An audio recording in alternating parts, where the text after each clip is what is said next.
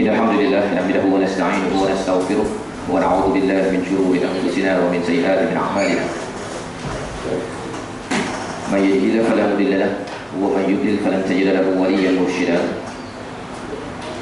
أشهد أن لا إله إلا الله أشهد أن محمدا عبده ورسوله اللهم صل على سيدنا محمد وعلى آله وصحبه أجمعين أما بعد الحمد لله بنعمة الإسلام وكفى بها نعمة. Alhamdulillah, kita banyakkan syukur kepada Allah Subhanahu Wa Taala pada puan yang dirahmati Allah sekalian. Kita mulakan majlis kita pada kali ini dengan Ummul Quran. Bersama-sama kita berdoa kepada Allah agar dimudahkan urusan kita memahami serta mengamalkan Al-Quran. Al-Fatihah. A'udzubillahi minasyaitonir rajim. Bismillahirrahmanirrahim. Alhamdulillah. Ar-Rahmanir Rahim. Iyyaka na'budu wa iyyaka nasta'in.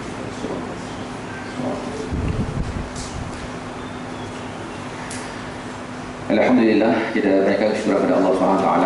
Kita bertemu sekali lagi mohon sekalian dalam slot 758 konsep di dalam Al-Quran. Dan pada sesi sebelum ini kita bagi perempuan yang menghadirinya, kita berbincang tentang konsep kejayaan di dalam Al-Quran. Kita pernah membincangkan tentang konsep ujian dalam Al-Quran. Dan hari ini kita nak bincang pasal cantik pula. Pada sekarang ni kan banyak produk-produk kecantikan, kan? Dan ramai orang yang nak cantik. Maka kita nak tengok di dalam Al-Quran apakah konsep cantik di dalam Al-Quran ini.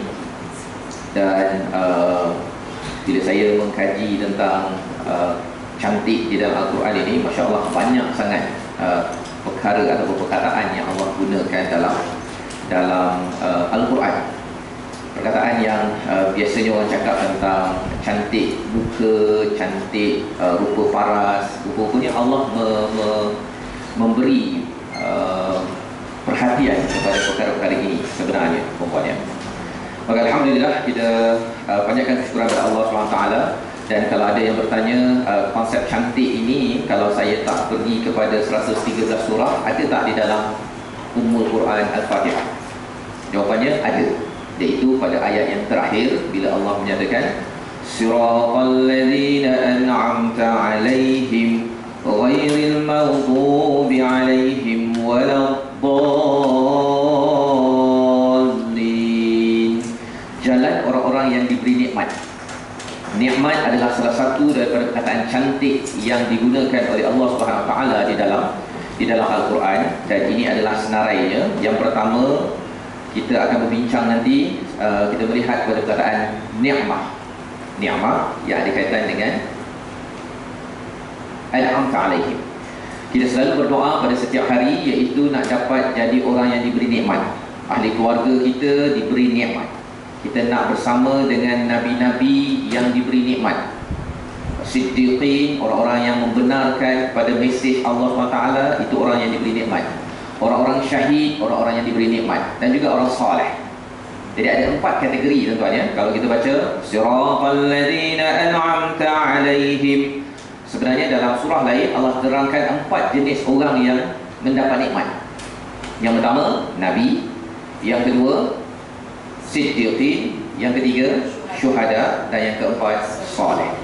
Moga-moga kita tergolong daripada orang-orang yang soleh. Pasal kita bukan Nabi. Satu, kita kalau nak siddiq ini, dia punya standardnya tinggi tuan-tuan. Maksudnya kalau katakan ada keperluan di masjid ini untuk tambah aircon ke, buat makanan sempena Ramadan ke apa ke, Abu Bakar As-Siddiq dia dermakan semua harta dia. Semua. Bila Nabi tanya apa yang tinggal, Allah wa Rasul, itu level siddiq. Maksudnya dia memang betul-betul membenarkan kepada apa yang ada. Kalau level Nabi lebih tinggi, iaitu dia orang kaya. Sayyidatina Khadijah itu kaya. Tapi bila jadi Nabi sahaja, bila dia nak berdakwah sahaja, dia serahkan segala-galanya.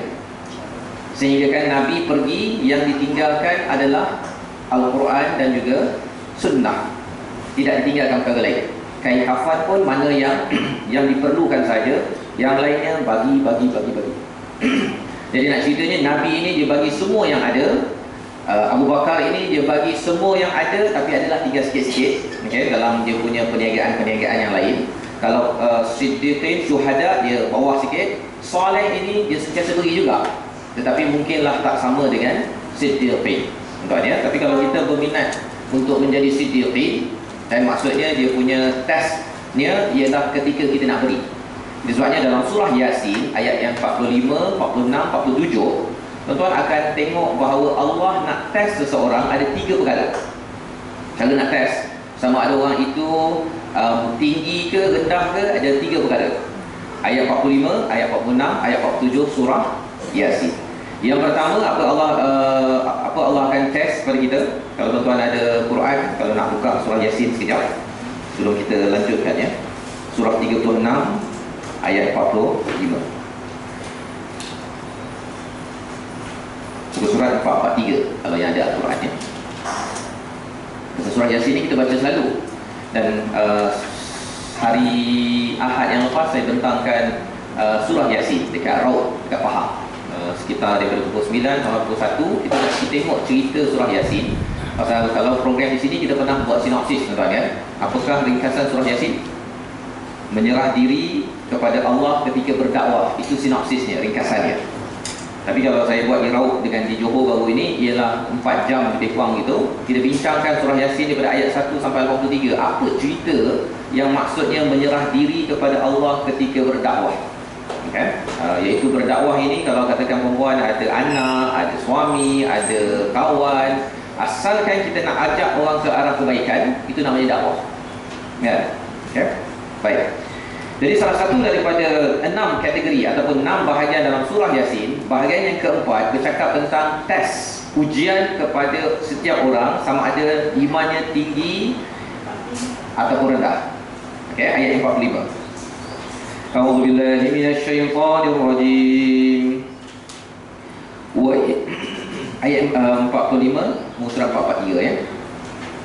وَإِذَا قِيلَ لَهُمُ اتَّقُوا مَا بَيْنَ أَيْدِيكُمْ وَمَا خَلْفَكُمْ لَعَلَّكُمْ تُرْحَمُونَ. Ini ayat yang pertama. Ayat yang ke-46. وَمَا تَأْتِيهِمْ مِنْ آيَةٍ مِنْ آيَاتِ رَبِّهِمْ إِلَّا كَانُوا عَنْهَا مُعْرِضِينَ. Yang ketiga, ayat 47. وَإِذَا قِيلَ لَهُمْ أَنفِقُوا مِمَّا رَزَقَكُمُ اللَّهُ قَالَ الَّذِينَ كَفَرُوا لِلَّذِينَ آمَنُوا أَنُطْعِمُ مَنْ لَوْ يَشَاءُ اللَّهُ أَطْعَمَهُ إِنْ أَنْتُمْ إِلَّا فِي ضَلَالٍ مُبِينٍ. Ayat 45 itu apabila, mari kita tengok maksudnya dulu. Dan apabila dikatakan pada mereka, berjaga-jagalah kamu akan apa yang ada di hadapan kamu dan di belakang kamu, supaya kamu boleh beroleh rahmat. Kalau kita ataupun seseorang itu tuan-tuan ya, kita ingatkan dia agar berjaga-jaga apa yang di belakang kamu dan di depan kamu. Di depan maksudnya nak bertemu syurga ataupun neraka, yang belakang kamu apa amalan-amalan yang kamu telah buat. Berjaga-jaga. Kalau orang yang beriman, tinggi imannya, dia dengar perkara itu dia dah gemetar. Tapi kalau orang yang kufur, pasal surah Yasin ini cerita pasal orang yang beriman dengan orang yang kufur, orang yang tak beriman. Kalau orang yang tak beriman, kalau orang cakap begitu, dia buat dua je. Dia tak layan kita. Jadi kalau katakan pasangan ke anak ke kawan kita, dia kalau kita ingatkan dia kata, oh, dia terasa dalam hatinya, kadang-kadang dia tak tahu pun dia terasa. Dia yang sendiri kena tahu test tersebut. Maksudnya imannya tengah meningkat. Tapi kalau katakan jaga-jaga tentang syurga, pasal neraka, pasal apa yang telah kita buat, kalau dia rasa macam dia tak nak respon, dia diam saja. Dalam ayat ini tidak ada balasan daripada orang-orang kufur ini. Itu test pertama, maksudnya iman orang itu amat rendah ataupun kosong. Itu yang pertama. Yang kedua, وَمَا تَأْتِيهِمْ مِنْ آيَةٍ مِنْ آيَاتِ رَبِّهِمْ إِلَّا كَانُوا عَنْهَا مُعْرِضِينَ. Bila dibawakan ayat-ayat Allah, sama ada ayat-ayat Allah itu daripada Quran ataupun daripada alam ini, contohnya kalau kita baca dalam surah Yasin ini tuan-tuan, Allah bercakap tentang perhatikan pada makanan. Perhatikan pada makanan kita. Tengok pada habbah, pada biji dia. Kalau tuan makan pagi tadi, makan apa? Breakfast, roti lagi, nasi contohnya. Nasi daripada apa? Bijian kan? Habbah. Okay? Habbah. Kalau roti, daripada gandum. Kalau makan tembikai, ada tak biji? Maka Allah suruh perhatikan, okay, di dalam dalam surah Yasin ini, Allah suruh perhatikan apa yang kita makan dan tengok pada biji dia. Pasal bagi orang yang beriman, dia dapat kaitkan biji dengan akhirat. Ini Allah nyatakan dalam surah Yasin. Pasal apa? Apa kaitan biji dengan akhirat? Ada kaitan? Apa kaitan biji dengan akhirat? Biji daripada tembikai ke, daripada apple ke apa sebagainya tu. Bagi setengah orang dia tengok biji, okey, dia buang dia kan. Tapi kalau Allah nyatakan di dalam ayat ini, kalau tuan-tuan nak tahu dalam ayat mana? Kat mana? 46 tak sebut pasal biji kan? 46 belum lagi. Allah beritahu ini macam revision kepada apa-apa yang telah Allah terangkan. Okey? Pasal Allah terangkan dalam ayat sebelum ini. Saya bawakan ayat yang Allah telah terangkan.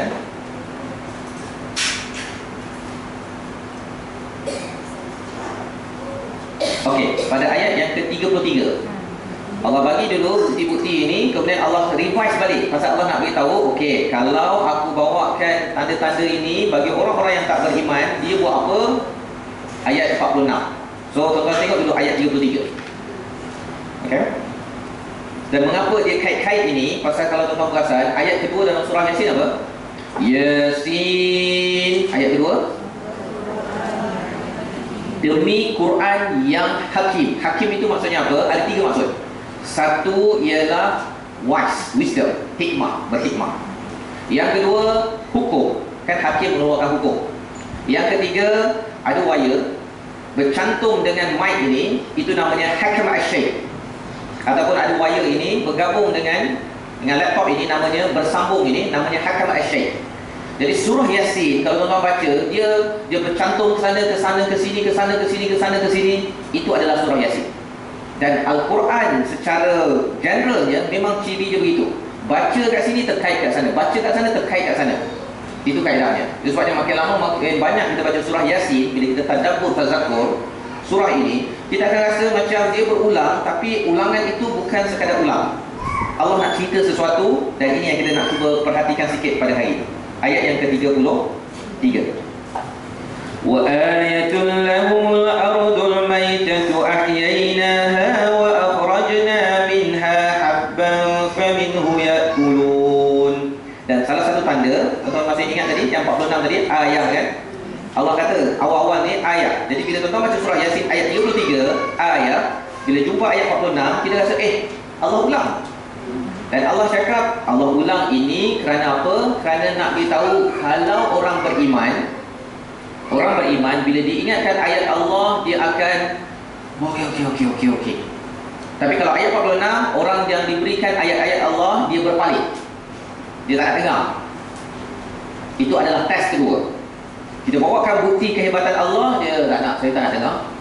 Okey, awak, saya tak nak dengar. Itu adalah ciri kedua bagi orang yang kufur kepada Allah SWT. Jadi Allah cakap apa? Dan dalil yang terang, ayat 33, untuk mereka ialah bumi yang mati, kami hidupkan dia serta kami keluarkan daripada biji-bijian, maka daripada biji-bijian itu mereka makan. Allah suruh kita perhatikan. Allah cakap apa? Wa ayatul lahumul ardul maitatu ahyaynaha wa akhrajna minha habban faminhu ya'kulun. Allah menghidupkan yang mati. Kalau tanah yang kontang mati, Allah boleh hidupkan, tuan-tuan ya, dan keluar pula air yang sama. Boleh keluar durian, boleh keluar apple, boleh keluar lychee. Maksudnya kalau di akhirat nanti orang tu dah mati kan, dengan biji sulbi, tulang sulbi sahaja, maka orang tu keluar balik Fazrul Ismail, keluar balik Ibrahim, keluar balik Sarah, keluar balik. Allah bawakan bukti ini bagi orang yang tak percaya betul ke hari kiamat itu ada. Allah cakap, mudah je. Cari tanah paling kontang, Allah turunkan air sahaja, letaklah biji apa? Biji sawi ke apa sebagainya, boleh tumbuh. Air sama. Kan? Air sama. Kadang-kadang tempat-tempat yang tertentu tuan-tuan, tak ada letak biji pun kan, tapi tiba-tiba tumbuh pula pokok-pokok tertentu tersebut. Mengapa? Kerana Allah nak cakap bahawa mudah sangat bagi Allah SWT. Tapi bagi ayat 46, orang yang mendengar perkara ini, dia kata, itu memanglah lumrah, nature. Tapi bagi orang yang beriman, Dia tengok sahaja biji dalam tembikar, dia teringat, ya Allah, biji inilah yang menyebabkan boleh tumbuh balik, dan dalam diri saya ada tulang sulb, itu akan dihidupkan balik oleh Allah ketika saya berhadapan di akhirat nanti, insya-Allah. Baik, kita kembali ayat yang 46, tuan-tuan ya.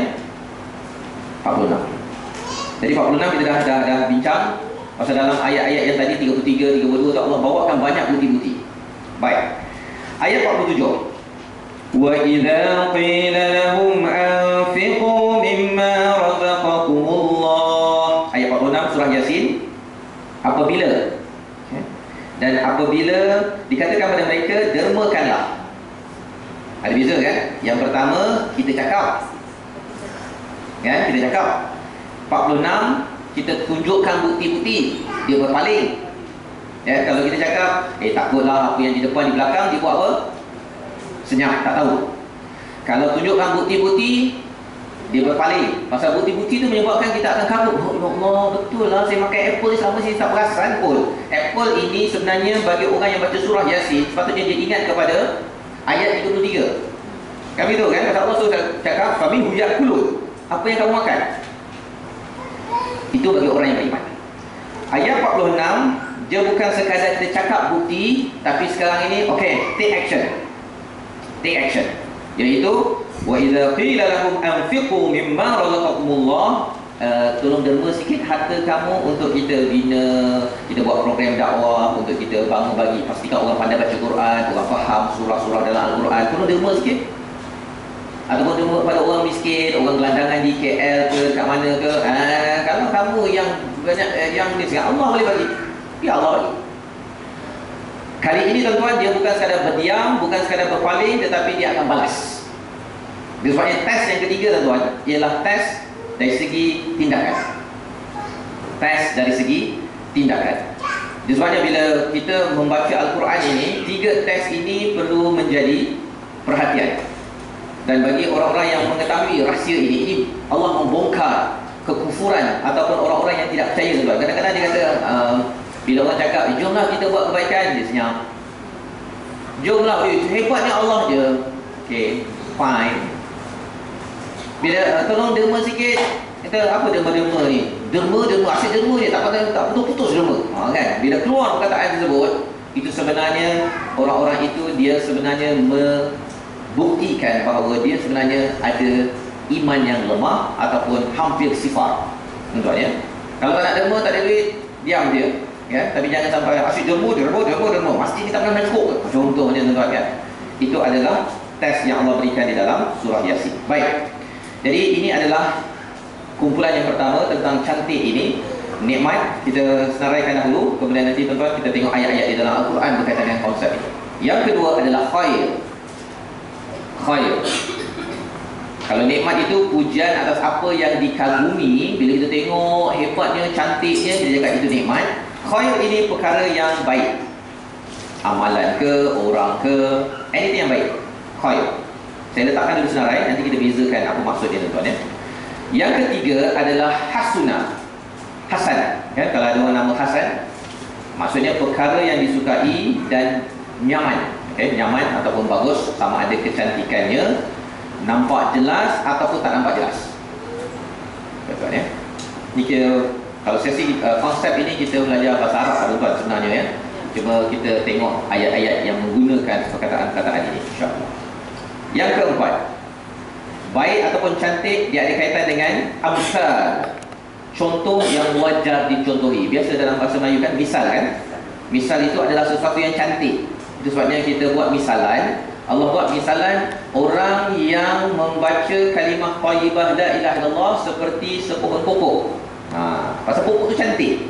Cantik ni pasal apa? Bukan pasal akar dia, bukan pasal daunnya, tetapi pasal ada akar, daun semua merendang sampai ke langit. Dia memberi teduh kepada orang-orang yang berada di sekelilingnya. Itu adalah kesan orang membaca la ilaha illallah. Kalau kita baca la ilaha illallah, puan-puan sekalian ya, orang nak dekat dengan kita ni seronok.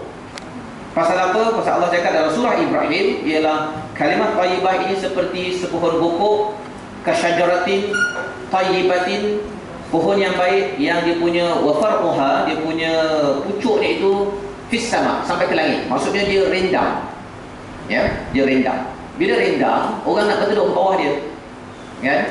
Orang berteduh, orang tak takut. Orang berteduh bawah dia, orang mengambil manfaat daripadanya ketika panas. Itu adalah kesan daripada kalimat thayyibah la ilaha illallah. Tapi kalau orang takut dengan seseorang, kan? Takut dengan seseorang, mungkin perkataan dia ke, dia kasar ke apa sebagainya, dan maksudnya ada something wrong tentang kalimah la ilaha illallah yang masuk dalam diri kita. Baik. Ini yang keempat, tuan-tuan ya.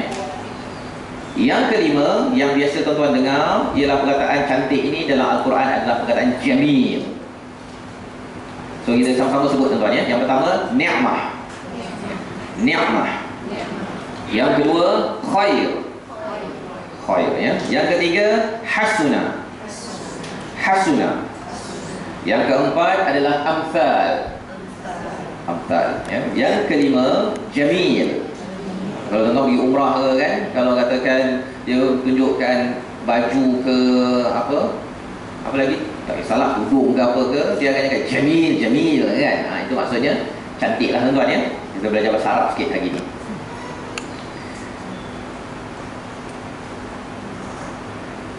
Jadi di dalam Al-Quran, 5 perkataan ini mewakili cantik. Mewakili cantik ataupun baik tuan-tuan ya. Cantik ni ada kaitan dengan baik. Contoh, saya pergi laju sikit saja pada ayat-ayat ni'mah, khair, hasunah dan amsal. Tapi kita nak fokus pada jamil tuan-tuan ya. Dan slide ini tuan-tuan nanti saya boleh bagi je kepada tuan-tuan kalau yang berminat, untuk tuan-tuan jadikan rujukan bila balik nanti. Contohnya kalau ni'mah, Allah cakap di dalam surah An-Nahl,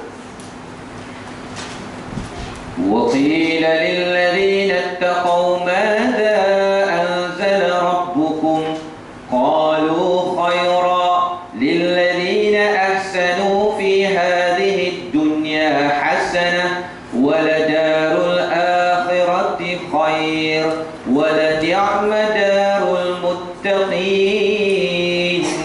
Dalam ayat ini ada 2 perkataan yang kita sedang bincang, khair dan juga ni'mah.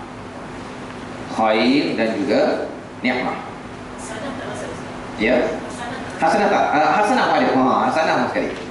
Alhamdulillah ada 3. Ya. Hasanah baik, khair pun baik dan nikmah pun baik. Tapi ada beza tuan-tuan ya.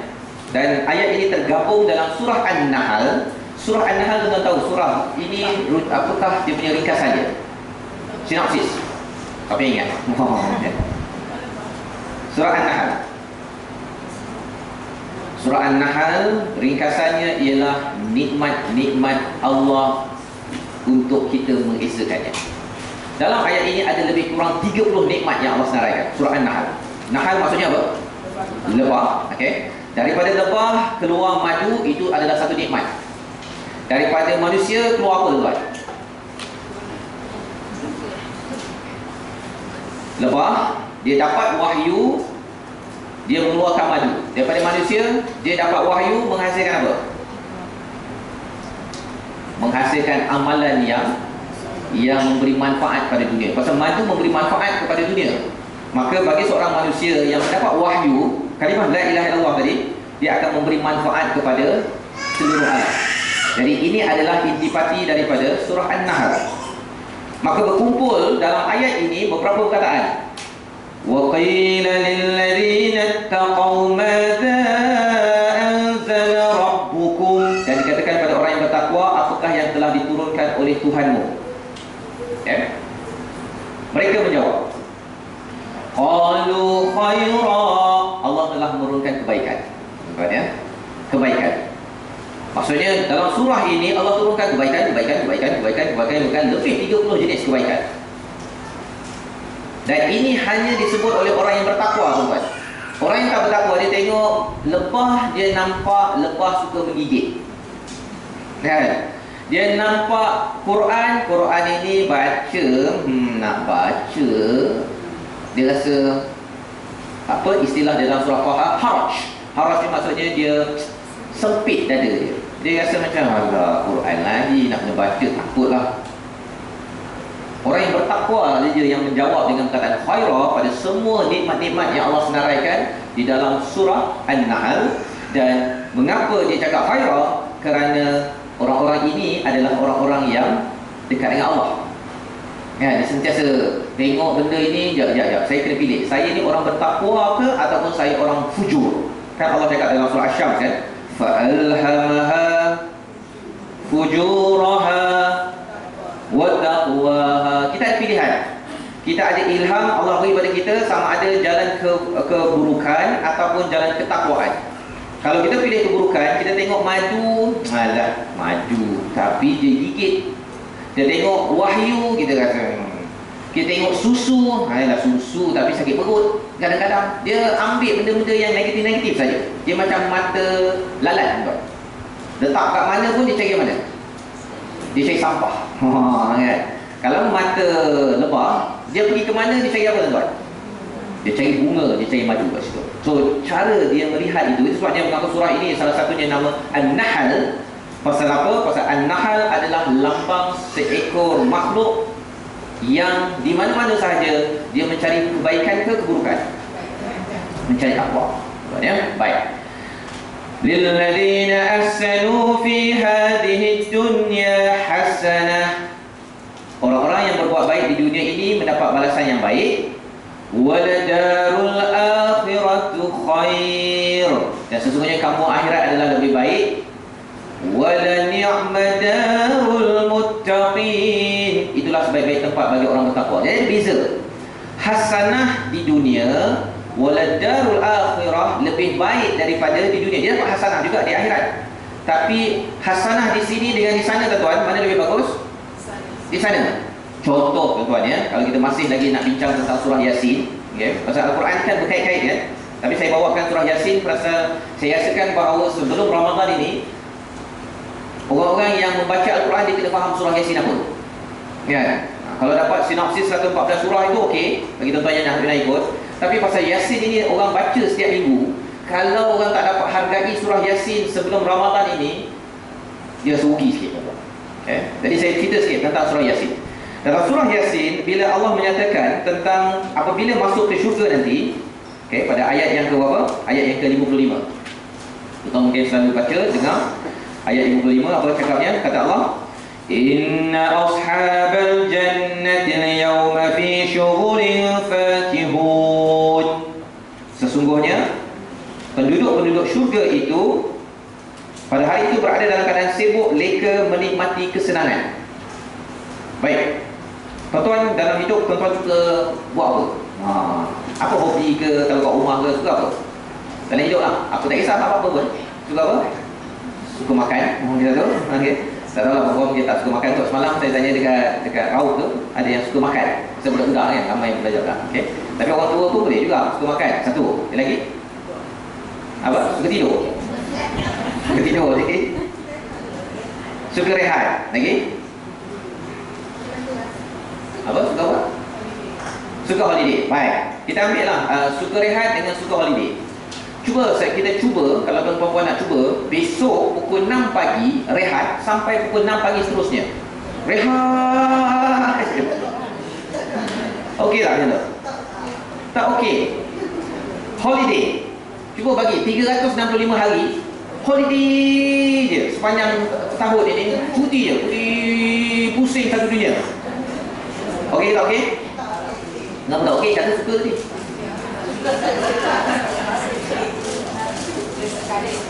Sekali-sekala tuan ya. Tapi penduduk di syurga ialah mereka ini syughulin fakihun. Sibuk yang menyeronokkan. Bukan sibuk kalau katakan 365 hari bercuti sampai letih lah, dah lah balik lah USD. Duduk dengar kuliah lagi best. Ataupun kalau katakan perempuan suka dengar kuliah. Kan? Cuba bayangkan dengar kuliah daripada pukul 9 pagi ni sampai pukul 9 pagi besok. Pasal suka sangat. Okey tak okey? Tak okey. Pasal di dunia ini ialah kita kalau sibuk itu menyebabkan nanti kita jadi bosan dan tak seronok. Kita suka sekejap je. Bercuti pun sekejap, makan pun sekejap. Apa lagi? Semayang. Apa? Kalau tuan-tuan suka semayang. Semayang daripada pukul 9 pagi sampai 9 pagi esok. Ataupun siapa yang suka baca Quran kan? Baca 9 pagi sampai 9 pagi besok. Tak boleh. Tetapi di akhirat nanti Allah cakap apa? Inna ashabal jannati al-yawma fi syughulin fakihun. Fakihun ini maksudnya daripada perkataan fakih. Fawakih ini buah, tuan-tuan ya. Kalau kita makan buah, seronok tak seronok? Seronok. Jadi fakihun ini maksudnya kita tak payah makan buah, kita bukan makan buah yang tak masak. Fakihun ini adalah buah yang masak, ranum, manis yang kita dan perasaan itu sepanjang kita berada di syurga. Seronok tak seronok, tuan-tuan? Seronok.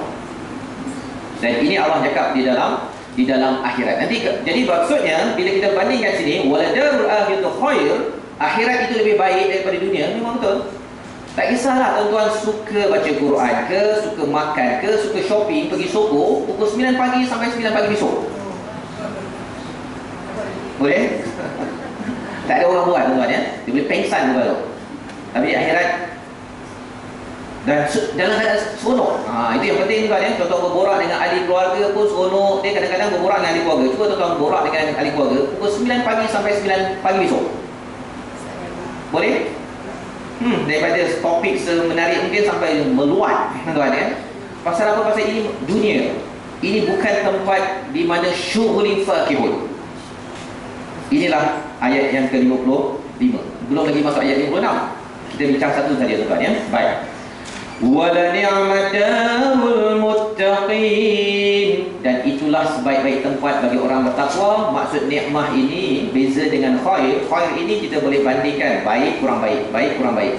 Nikmah ini bila kita tengok secara keseluruhan, nikmat itulah. Dia bukannya sikit-sikit, tuan ya. Kalau sikit-sikit tu kita kata khair, baik, ataupun hasanah. Tapi kalau semuanya kat sana baik, contohnya lah kalau tuan-tuan ambil ya, ayat 56 tuan-tuan ya. Ayat 56 saya bacakan bahagian yang kedua ya, bukan bahagian pertama. Bahagian pertama tu sebenarnya boleh juga, okey. Pasal cakap kat sini apa? Hum wa azwajuhum fi zilalin 'alal araiki muttaqi'un. Mereka dengan pasangan-pasangan mereka bersukuria di tempat yang teduh sambil duduk berbaring di atas pelamin, di atas katil. Ini cerita orang dah berkahwin, tuan-tuan ya. Okey. Dan tapi saya nak fokus pada duduk atas katil. Duduk atas katil. Kalau kat rumah, perempuan benarkan tak anak ke, menantu ke, siapa-siapalah, suami ke, duduk atas katil sambil makan buah tembikai? Siapa yang benarkan? Dan biar bersepah-sepah biji dia meleleh-leleh atas katil. Siapa yang benarkan? Ada pun pasal anak, cucu suka makan coklat, dia ambil makan coklat, lepas tu dia tangan dia kotor-kotor tu dia lap-lap dia dekat katil tersebut, dan makcik ataupun perempuan kata tak apa nak, silakan. Siapa yang buat itu? Tak ada kan?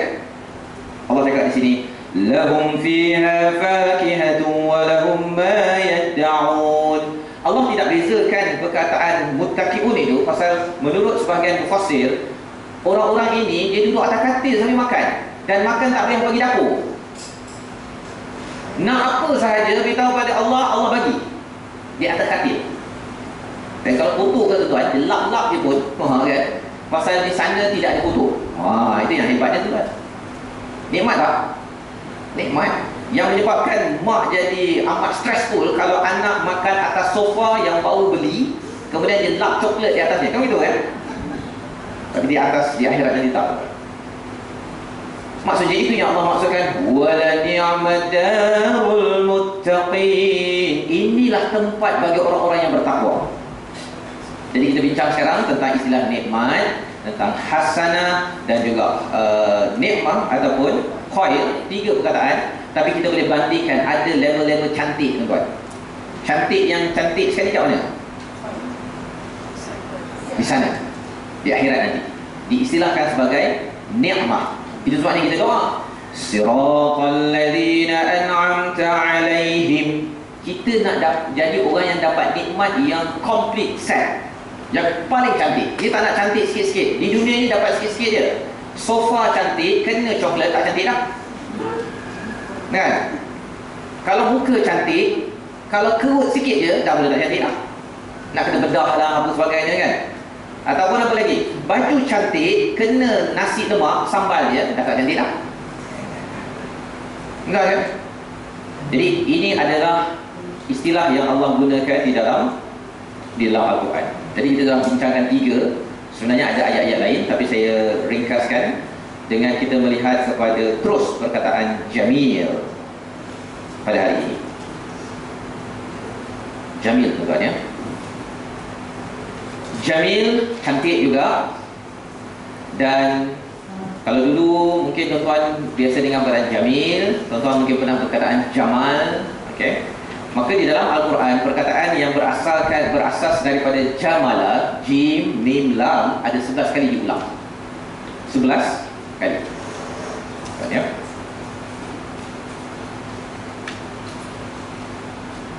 Ada 11 kali diulang perkataan jamil.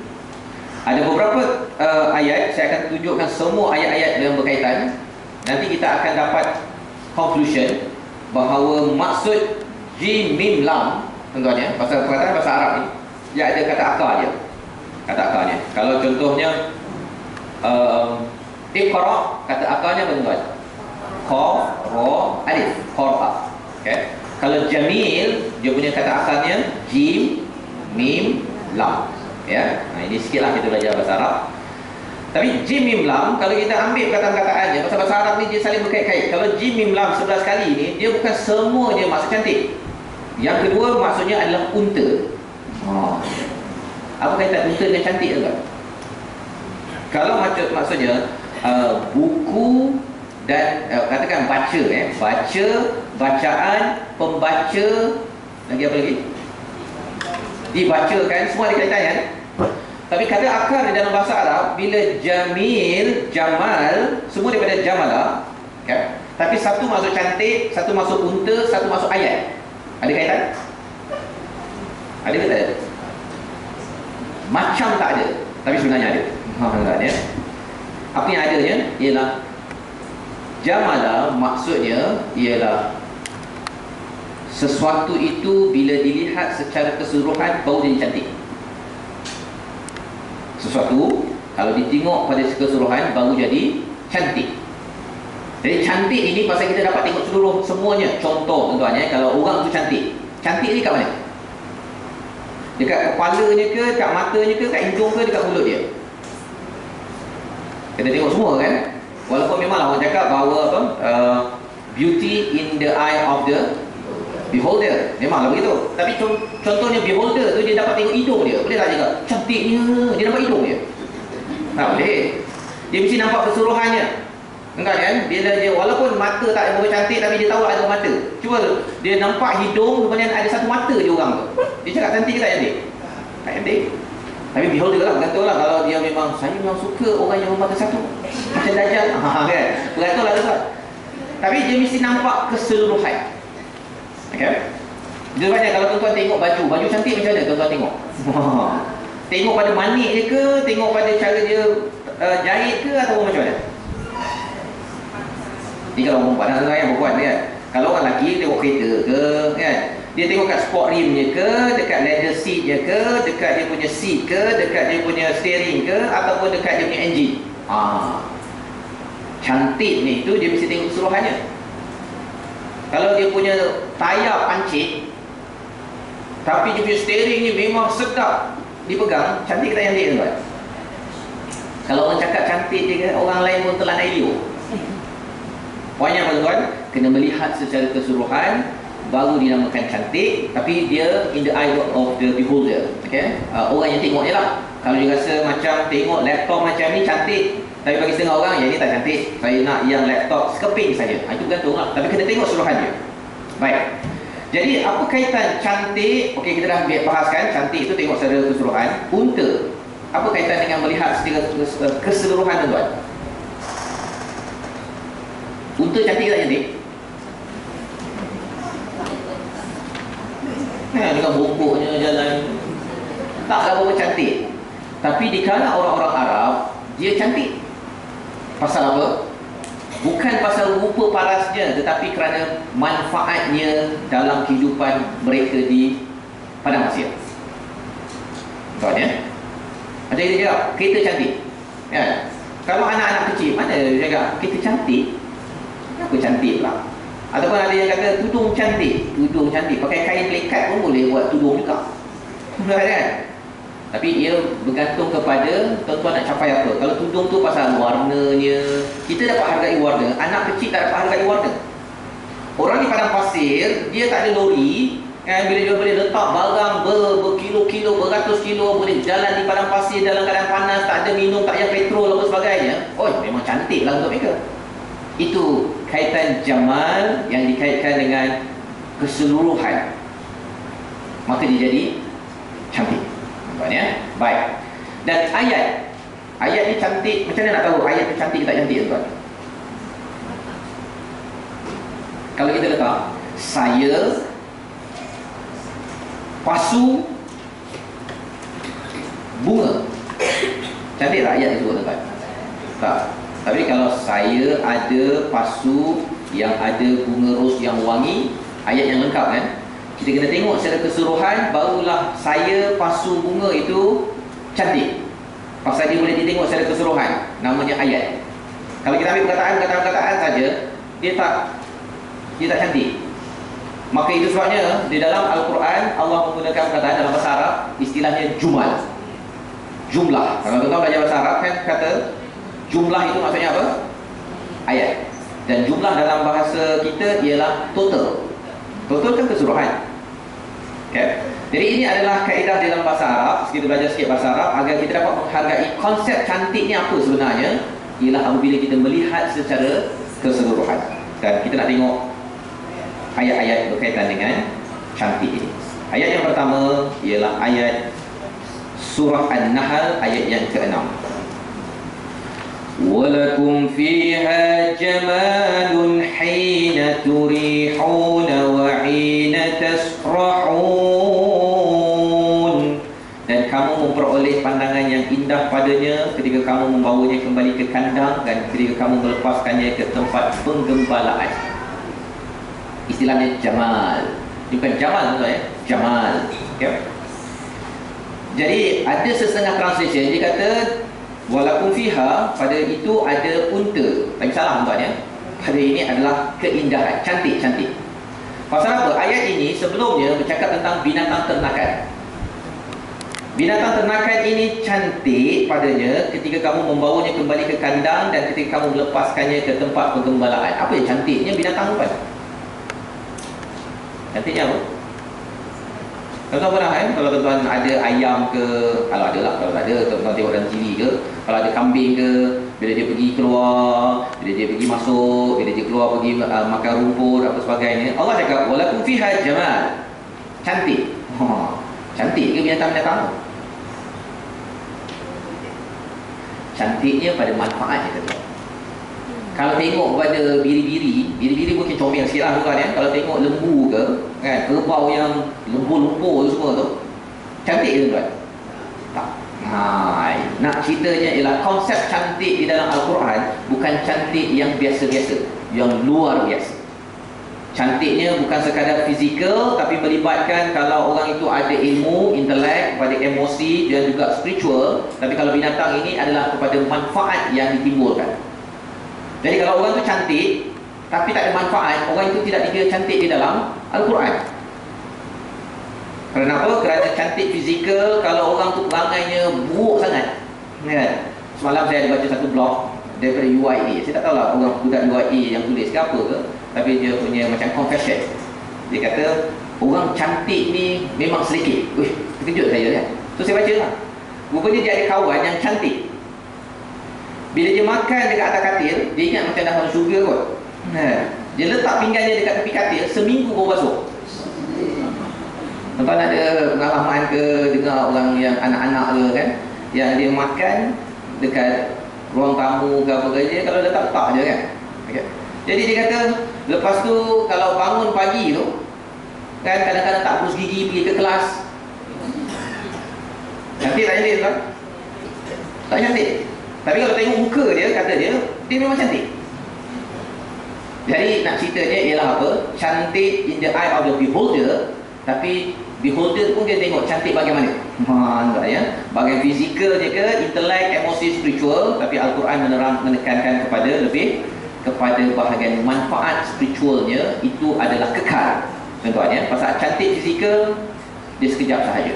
Ataupun kadang-kadang orang tu cantik macam mana pun waktu muda dia, tapi kalau perangai dia memang orang itu tidak dipandang cantik di dalam Al-Quran. Baik, ini ayat pertama tuan-tuan ya. Yang pertama. Kita ada 11, jadi kita akan tengok satu-satu insya-Allah, dan nanti tuan-tuan boleh dapatkan slide ini untuk sebagai reference. Ayat yang famous di dalam surah Yusuf.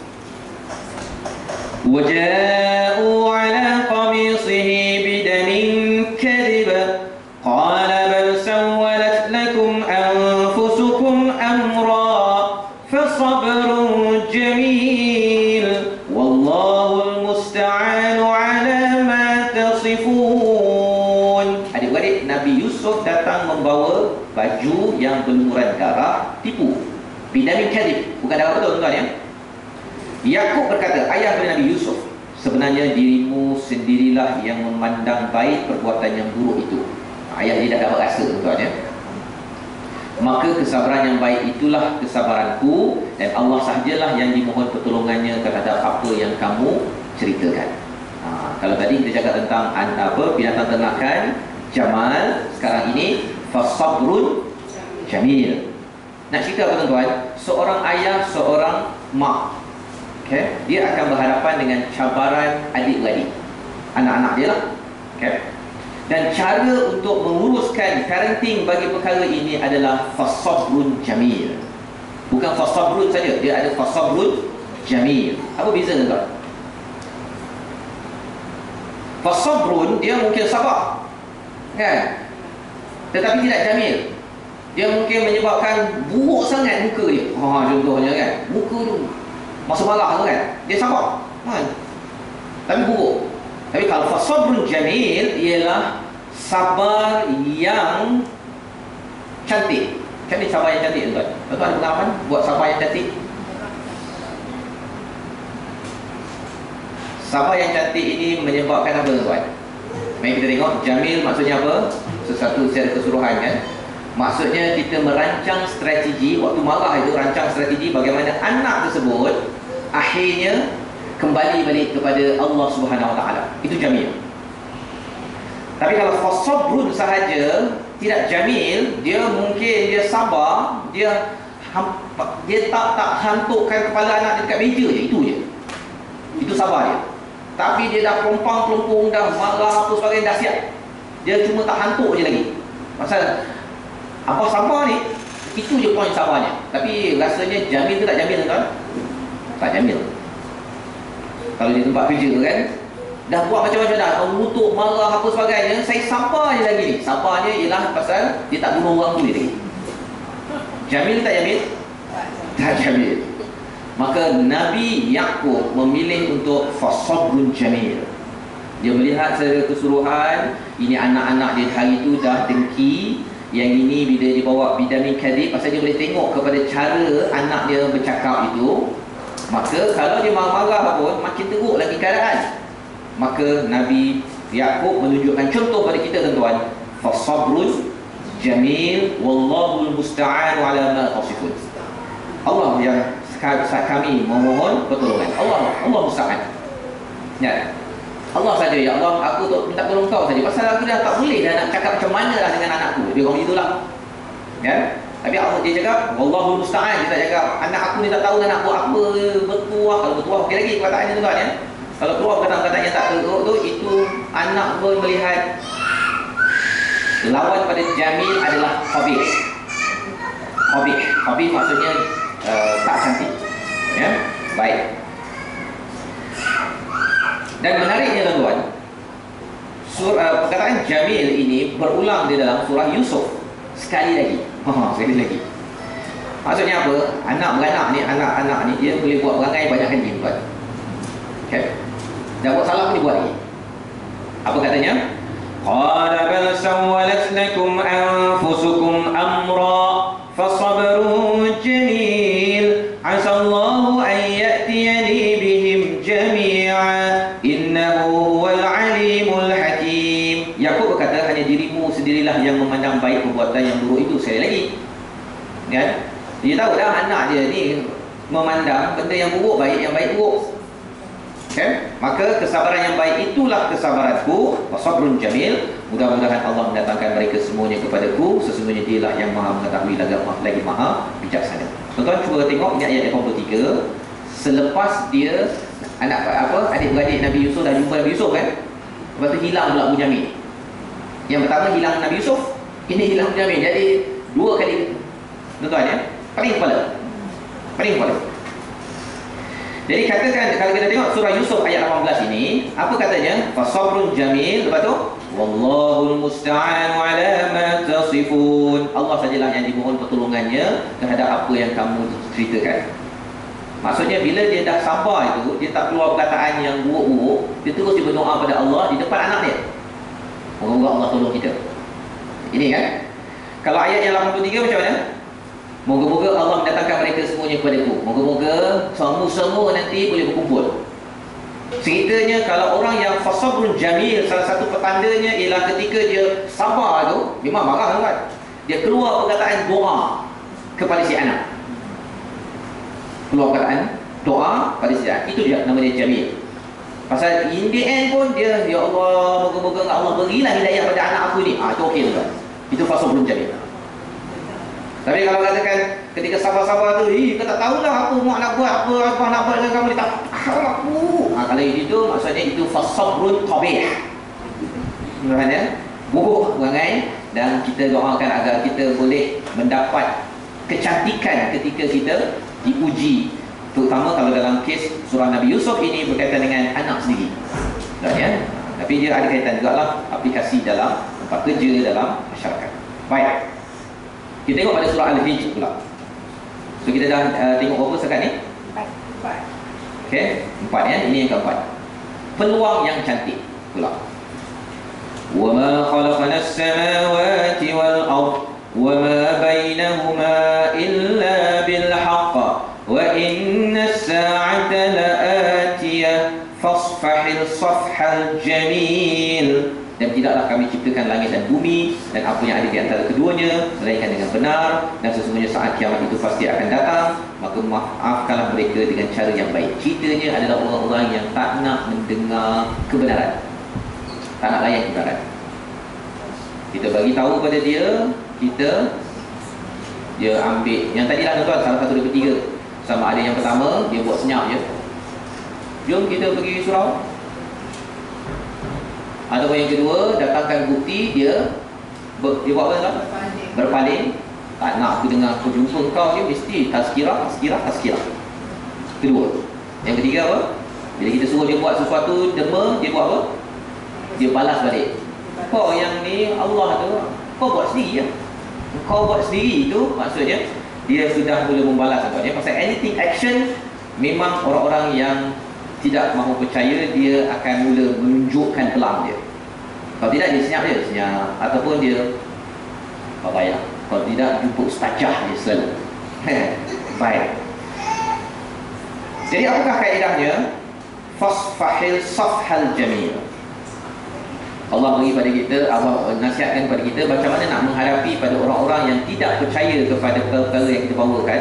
Kalau kita tak percaya, tuan-tuan ya, fasfahil safhal jamil, beri peluang pada mereka.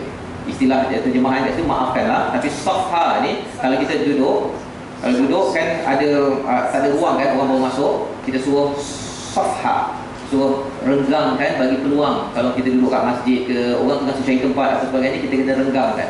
Itu adalah safha, beri peluang. Jangan pula kita bagi rapat lagi, biar je, cuma lambat lagi, jangan begitu tuan. Itu bukan adabnya. Okay? Kita beri peluang kepada orang yang lambat ataupun tidak ada tempat duduk di dalam majlis. Okay?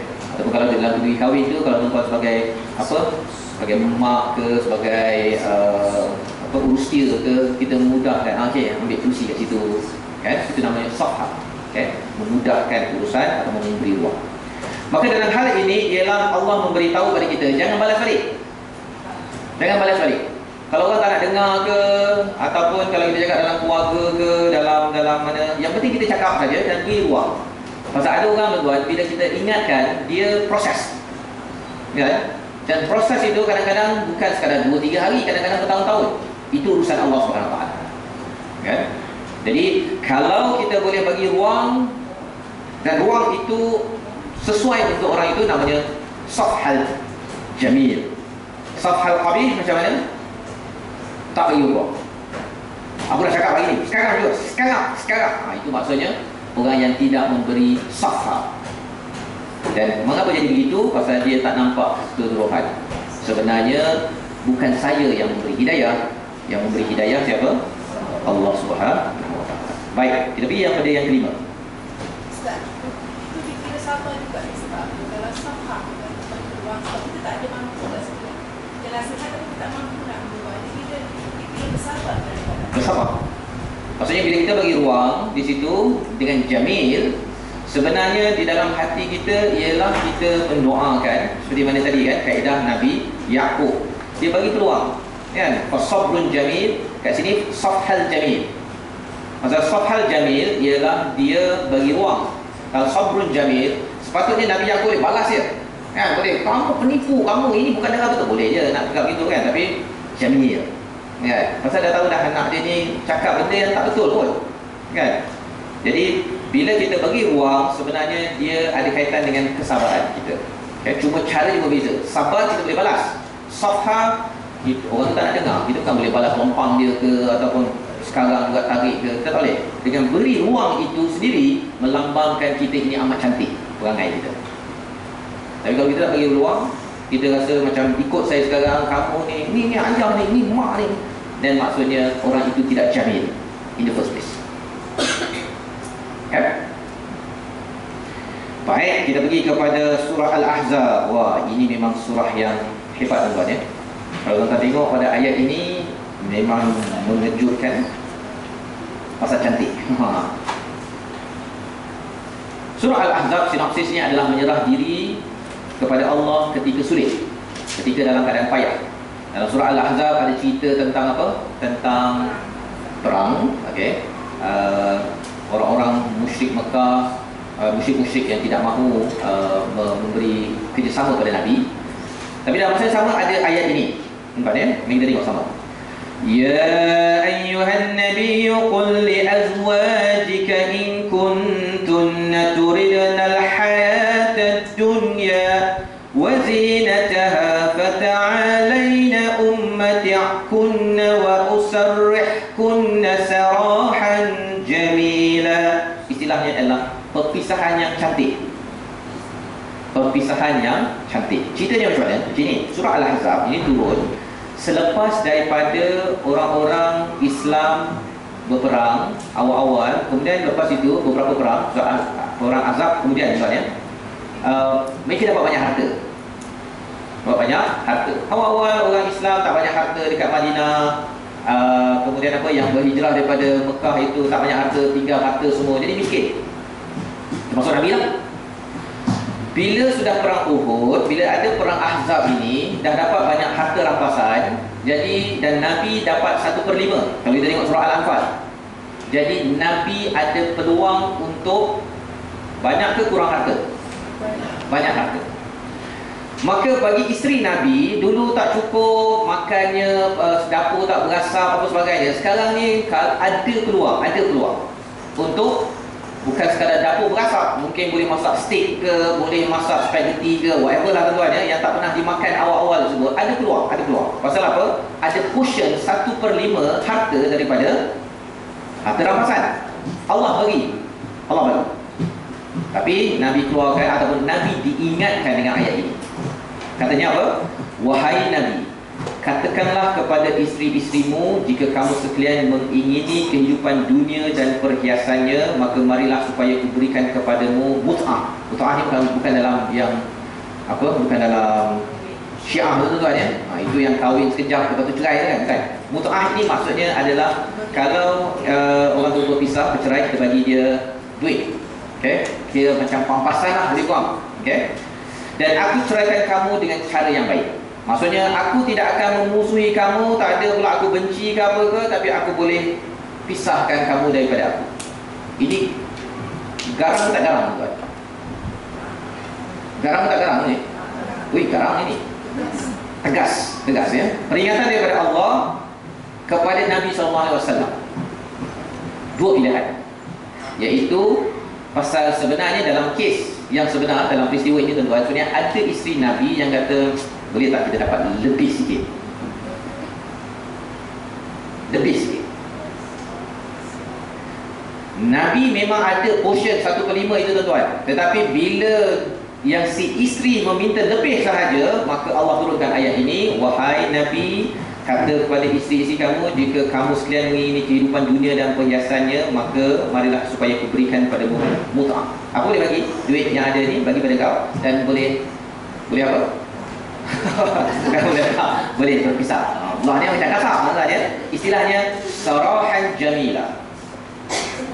Mengapa perkara ini diturunkan tuan-tuan? Kerana apa? Kerana dalam perjuangan untuk menegakkan Islam, Nabi ambil apa yang ada saja. Apa yang ada saja. Tak boleh benarkan diri sendiri dan juga ahli keluarga terdekat untuk mengambil lebih daripada apa yang diperlukan. Nak berhias-hias ke apa sebagainya lebih-lebih itu, no. Ambil untuk makan, minum, apa yang perlu bayar, apa sebagainya, that's it. Dan ini seruan untuk Nabi, pasal Nabi ni level tinggi tuan-tuan ya. Kalau kita rendah sikit, mungkinlah bolehlah sikit. Tapi kalau kita rasa macam saya sebenarnya nak ikut Nabi sebenarnya ni. Kalau si suami nak ikut Nabi, maksudnya kalau dia kena beritahu pada isterinya, kita pun nak ikut Nabi, kita kena, awak kena jadilah seperti dekat, walaupun tak sama lah tuan-tuan ya, macam isteri Nabi, maksudnya kita ambil mana yang patut, okay? Tapi jangan lebih. Kalau lebih-lebih, saya ada pilihan untuk sarahan jamila. Awak nak pilih mana satu? Kan? Dia mencabar tuan. Perkataan ini bila saya baca tu, dan Nabi berbincang seorang-seorang. Nabi pada waktu itu ada sekitar 9 isteri pada waktu itu, okay? Jangan tuan-tuan tanya mengapa ada 9 tu lah, bukan keempat dia. Itu ada hukum pada waktu itu tuan-tuan ya, sebelum cakap tentang public boleh maksimum 4. Nabi jumpa seorang-seorang, jumpa Aisyah, jumpa bincang, one to one, bincang. Bila turun ayat ini, maka tanya pada Aisyah memilih apa tuan? Memilih untuk berada bersama Rasulullah. Tanya pada seorang lagi, bertanya dengan Rasulullah. Tapi apa poinnya? Mengapa Rasulullah perlu diingatkan perkara ini tuan-tuan?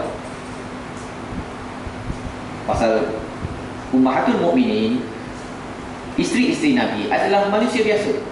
Bila nampak peluang ada, halal pula tu, 1/5 tu halal, tak ada masalah. Tetapi halal itu boleh mengganggu kepada urusan Nabi. Dah dapat nanti, kalau katakan kurang sikit nanti, dah mula dia mula tidak akan memberi fokus kepada dakwah, nak sokong kepada Nabi, tapi memberi sokong kepada bang, kalau dapat nanti bawa 1/5 nanti beritahu saya ya. Itu mesej yang disampaikan dalam tafsir oleh Quraisy Syihab, salah satu tafsir, dan dia ambil quotation daripada Tabari berkaitan dengan ayat ini. Tuan ya. Malah tadi saya baca ayat ini memang memang mantap, dan Nabi diingatkan sarahan jamila. Dia bukannya pasal benci ke apa ke, tapi pasal awak nak dunia, awak nak perhiasannya, okey silakan, tapi saya tak boleh nak entertain awak. Pasal kita bersama nak pergi menyampaikan dakwah, awak tolong sokong saya, dan kalau awak pilih saya ataupun dunia. Itu berat tuan. Dan ini Nabi cakap seorang-seorang, one by one. Baik, ini ayat yang kelima. Seterusnya, kita pukul 11 ada kelas lain. Oh 11 ya? Oh, okey. So kita cepat ya. Sekali lagi dalam surah Al-Ahzab juga perkataan sarahan jamila. Jadi surah Al-Ahzab ni tuan-tuan, sebenarnya spiritnya ialah kalau seseorang itu sudah bersedia untuk berjuang, maksudnya pasangannya kalau mengganggu dia, pilih jalan perjuangan ataupun dipisahkan. Awak nak sokong saya untuk bawa kepada Allah, ataupun kita kena berpisah pasal awak nampak gayanya awak tak boleh menerima hakikat ini. Ini surah Al-Ahzab. Pasal poinnya ialah Nabi nak menuju pada Allah dan isteri Nabi nak menuju pada Allah SWT. Kalau dulu nak menuju pada Allah dan kita tinggal yang dunia ini, kita ambil mana yang ada saja. Kita ada peluang, tetapi sebenarnya kita tak boleh ambil dua-dua. Tak boleh ambil dua-dua. There's no such. Ya, tak boleh pula kita kumpulkan harta untuk diri sendiri, kemudian untuk jalan dakwah ni kita boleh buat sebaik mungkin. Tak mungkin berlaku, tuan-tuan. Pasal apa? Pasal dalam hati tidak mungkin berkumpul dua perkara. Dia kalau nak berjalan, nak memperjuangkan Islam apa sebagainya, dia kena ambil harta itu, kena bayar duit minyak, kena bayar masa, kena bayar. Dan akhirnya itu yang berlaku pada Nabi. Orang jutawan Khadijah boleh jadi sampai dapur tak berasap. Macam tak make sense, tuan-tuan, kan? Tapi kerana beliau sudah memilih jalan untuk ke syurga, yang kita cakap tadi, wala ni'mat darul muttaqin. Ayat lain dalam Al-Quran, surah Al-Ma'arij, Allah cakap fasbir sabran jamila, sabar yang baik. Allah seru kepada kita.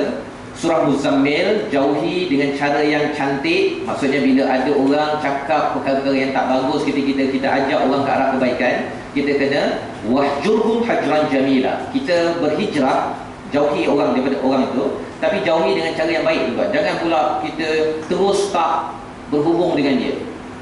Bila jumpa dengan dia, kita berpaling, tak nak cakap dengan dia. Bukan. Kita slowly tarik diri, dan sampai dia tak perasan baru kita tarik diri.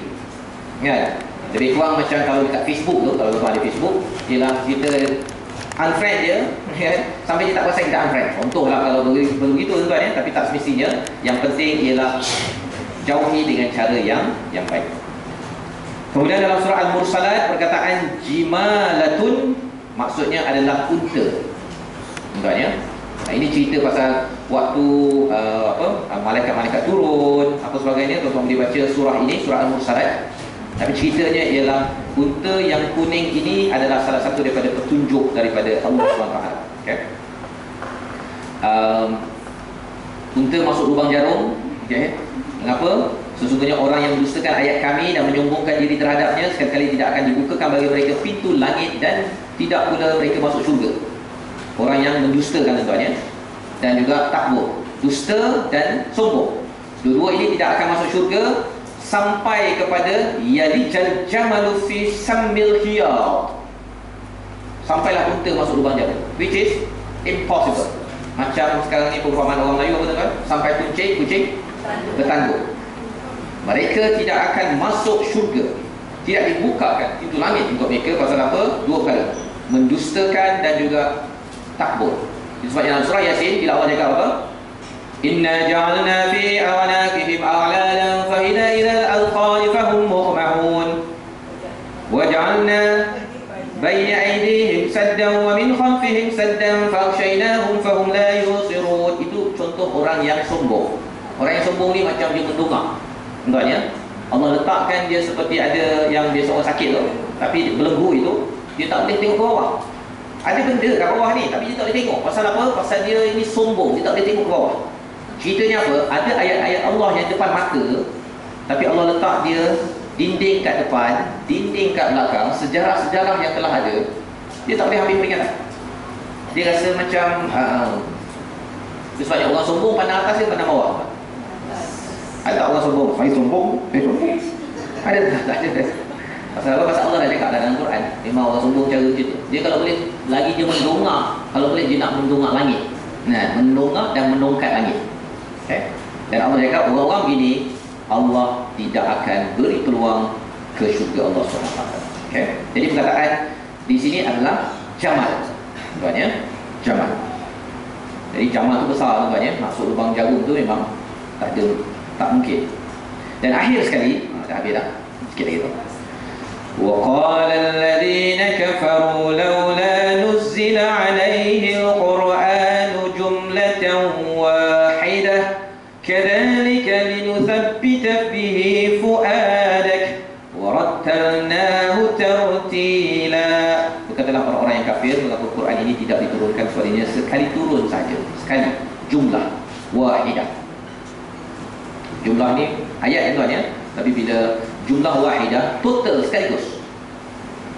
Jadi jawabnya apa? Kadzalika linuthabbita bihi fuadak. Ini menerangkan kepada kita kalau kita nak baca Quran, tuan, jangan laju-laju, okay? Slowly, jangan sekaligus 30 juzuk khatam Al-Quran. Nak khatam kalau mampu Ramadan teruskan. Tapi jangan kan sampai tercungap-cungap dia tu, apa yang dapat? Taklah dapat pun. Lepas tu lepas Ramadan dah habis. Itu perkara yang perlu dibetulkan. Kerana apa? Pasal Nabi itu, Al-Quran daripada atas ke bawah itu diturunkan sekaligus. Tapi daripada langit bawah kepada Nabi 23 tahun. Jadi tuan-tuan ada Quran, walaupun nampak macam banyaknya ayat Quran ni, menarik je. Tapi tak apa tuan, saya terangkan, tuan baca je kan? Proses sikit-sikit. Lepas tu tambah sikit agar linusabbita bihi fuad, nak meneguhkan hati kita. Hari ini kita bincang konsep cantik contohnya. Itu pun dah sebelah ayat. Tuan ya. Tengok balik macam mana praktikal. Okey, dalam hidup saya lepas ni saya nak cubalah minggu ni saya fasabrun jamil ke fasabrun qabih. Cuba tengok kan, ada cabaran macam mana kita balas. Sabar atau tak sabar kan? Ada benda yang kita tak boleh balas, kita sabar je kan? Tapi kalau kita sabar je lah dengan sabar yang cantik, dua perkara berbeza. Sabar je lah macam tidak redha kan? Tapi kalau sabar yang cantik ini, itu adalah seruan daripada Allah untuk kita mendapat nikmat daripada Allah SWT. Jadi tuan, selesai kita dengan 11 ayat berkaitan dengan cantik, unta dan juga ayat. Semuanya daripada perkataan jamala. Dan inilah Al-Quran 758 konsep ketiga yang kita bincangkan kali ini, cantik di dalam Al-Quran. Semoga kita mendapat fasabrun jamil dalam kehidupan kita, dan kita doakan agar ahli keluarga kita juga dapat belajar fasabrun jamil. Kerana kita tahu bahawa dunia ini tempat ujian ya, makan coklat jatuh atas katil pun dah mula fasabrun qabih boleh berlaku. Kecuali kita jatuh air sirap atas sofa baru beli daripada Sengheng. Wah, ada pada website Sengheng ni, kedai elektronik kan ya. Daripada kedai perabot kan, daripada Itali ke daripada manalah kan. Fasabrun jamil tuan ya. Bila kita pasapkan fasabrun jamil, konsepnya apa? Memanglah tak berapa lawa sangat sekarang ini sofa tersebut. Tapi insya-Allah bila kita dapat bersabar dengan jamil, anak tersebut pun tidak takut dengan kita, dan akhirnya dia sanggup bercakap dengan kita walaupun dia dah membesar, dah sekolah menengah, dah berkahwin, dia masih nak cakap dengan kita. Tapi kalau fasabrun qabih tuan-tuan, dia jumpa orang lain yang fasabrun jamil, dia akan pergi kepada orang tersebut kan. Dan kalau orang itu okeylah tuan-tuan ya. Khawatir nanti kalau kita bercakap tentang, kalau saya buat program motivasi, banyak anak-anak sekolah menengah, dia pergi jumpa mamak-mamak Bangla ke Bangla okey lagi tuan ya. Kalau Nepal ke apa ke, you banyak cantik kan. Pasal orang-orang ni sabar tuan ya. Bila dia pergi ke rumah, mak ke ayah dia kan. Jadi akhirnya mereka pergi kepada orang yang fasabrun jamil bagi mereka, dan dia tak nak bercakap dengan mak, dengan ayah di dalam rumah kan. Apabila terutama bila mereka dah besar, sekolah menengah ataupun sampai ke universiti. Qauli hadza wa astaghfirullah. Ada soalan dia, ada 2 minit ni. Ustaz, Ustaz. Ya. Fasfah qabih ada tak? Fasfah qabih ada, maksudnya dia rapat-rapat kan. Dia tak nak bagi orang. Jangan bagi keluar. Kadang peluang kita macam kita berdakwah, bila orang dah sekali tu masalah langkah dia itu qabih. Kalau di situ kita boleh tengok dalam surah Yasin bagaimana konsep ini. Okay, fashal jamil ke fashfahil qabih. Dalam surah Yasin bila Allah menyatakan apa? Iz arsalna ilaihim ithnain fakadzabuhuma fa'azzazna bithalithin faqalu inna ilaikum mursalun. Allah hantar 2 orang nabi rasul kepada satu kaum, kemudian fa'azzazna, Allah kuatkan dengan orang rasul ketiga. Ceritanya apa? Kalau kita nak berdakwah, kalau ada orang lain datang, orang itu untuk menguatkan kita, bukannya untuk mengambil peluang kita. Kalau boleh kat sini, panggil lebih ramai lagi ustaz-ustaz ke sini tuan-tuan ya. Bukan 1, bukan 2, bukan 3 orang suka, ramai. Pasal itu Allah cakap, malah jangan panggil orang ustaz-ustaz yang hebat-hebat je. Pasal apa? Kalau rasul itu orang hebat, tapi lepas tu apa Allah cakap? Waja'a min aqsal madinati rajulun yas'a. Rajul tu orang biasa daripada hujung kota. Orang begini pun tuan-tuan, peranan dia ada di dalam kehidupan, sehingga kan Allah membawakan perumpamaan matahari dan bulan. La yanbaghi dalam surah Yasin. Apa maksud la yanbaghi? Matahari tak ambil dia, tak pula dia nak kejar-kejar bulan, bulan tak kejar matahari. Pasal perumpamaannya seperti rasul, sumber cahaya. Siapakah yang membalikkan cahaya? Yang membalikkan, yang memantulkan cahaya. Matahari ke bulan? Bulan ke matahari? Bulan memantulkan kan? Jadi Nabi ada cahaya daripada wahyu. Dia pancarkan wahyu itu pada siapa? Sahabat-sahabat, orang-orang biasa. Jadi Rasul dan orang biasa, dia buat kerja masing-masing. Jadi tidak ada istilah dia tu orang biasa, tak naklah saya nak dengar orang yang hebat-hebat, penceramah hebat saja. Kalau ada mentaliti begitu, ataupun saya tak nak jemput orang-orang yang biasa-biasa, saya nak jemput penceramah yang hebat-hebat saja, dia bersalahan dengan konsep surah Yasin. Surah Yasin, perempuan sendiri pun adalah rajul yas'a. Kalau tuan-tuan bersegera melakukan, dan perempuan penting dalam masyarakat ini. Bukan sekadar penceramah yang datang hebat-hebat saja yang boleh memberi kesan pada masyarakat di sini. Perempuan yang dapat ini, pada nanti, kamu pergilah ceramah tu. Perempuan adalah seperti wajah amin aqsal madinah rajul yas'a. Okay? Walaupun nampak ala kecil lah, memang kecil. Dia cakap ittabi'ul mursalin, ikutlah rasul tersebut. Pasal saya ni bukan orang pandai sangat. Itu juga Allah nyatakan dalam surah Yasin. Jadi kembali pada soalan, adakah kita bagi peluang untuk orang tu berdakwah? Dia bukan bagi peluang maksudnya alamak saya hilang peluang, bukan. Kaedah dalam surah Yasin, fa'azzazna bithalith. Kita selalu kena ulang gitu. Saya pun tuan ya, kadang-kadang pergi ke satu tempat, ada ustaz lain masuk, ada penceramah lain masuk. Dulu saya rasa macam enggak ya, dah tak betul lah tu hati tu. Dan bila saya baca surah Yasin, bila diterangkan fa'azzazna bithalith, maksudnya apa? Orang itu datang untuk menguatkan. In the end, ialah dibawa pada Allah dan Rasul. Ya, dia bukannya nak bawa pergi je masuk Kristian ke apa ke. Kalau dia kata, tak, dia kumpulan lain. Apa kumpulan lain? Dia Islam, saya Islam. Sama je lah, jalan. Jadi Allah membawa, mendidik kita dalam surah Yasin. Jadi Fashal Jamil itu bagi dia peluang. Lepas tu nanti dia bagi peluang kat kita. Ya, kalau dia tak bagi peluang, tak apa, saya buat kat tempat lain. Pasal apa? Awak dah kuatkan tempat ni, saya cari tempat baru lagi. Inilah spirit surah Yasin, sehingga kan kita tak bergaduh, terutama bagi orang yang nak melaksanakan dakwah tuan. Jadi sekarang ni zaman ada orang yang dia bila tengok orang lain ambil tempat dia, ruang ceramah dia contohnya, kan?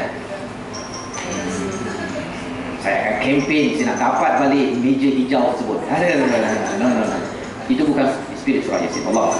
Assalamualaikum warahmatullahi wabarakatuh.